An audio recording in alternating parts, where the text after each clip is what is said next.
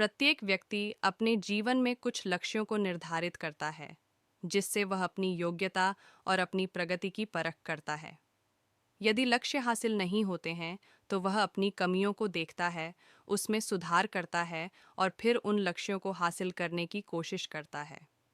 कई लोग अपने लिए लक्ष्यों को निर्धारित करते हैं और उसको पाने के लिए रणनीति भी बनाते हैं, लेकिन वे असफल होते हैं।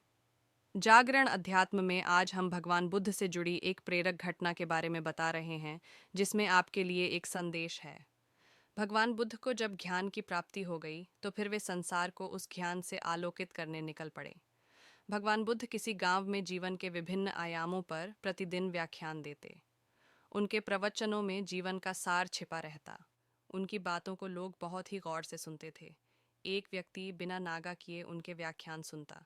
काफी समय बीत जाने के बाद भी उसने अपने अंदर कोई विशेष बदलाव नहीं पाया है। इससे परेशान होकर वह एक दिन बुद्ध के पास गया और बोला कि वह लंबे समय से एक अच्छा इंसान बनने के लिए उनके प्रवचनों को सुनता रहा है, लेकिन इससे उसे कोई विशेष लाभ नहीं हुआ। वह एक अच्छा इंसान नहीं बन पाया, उसमें कोई बदलाव नहीं आया है। उसकी बातों को सुनकर बुद्ध मुस्कुराए।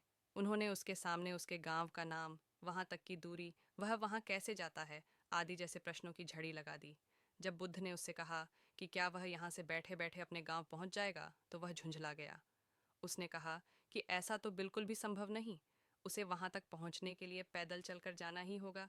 इस पर भगवान बुद्ध ने कहा कि अब आपको अपने प्रश्न का उत्तर मिल गया होगा।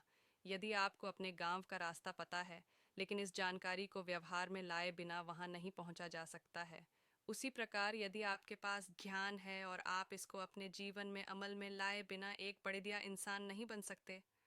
ज्ञान को अपने व्यवहार में लाना आवश्यक है। इसके लिए आपको दृढ़ निश्चय के साथ निरंतर प्रयास करना होगा।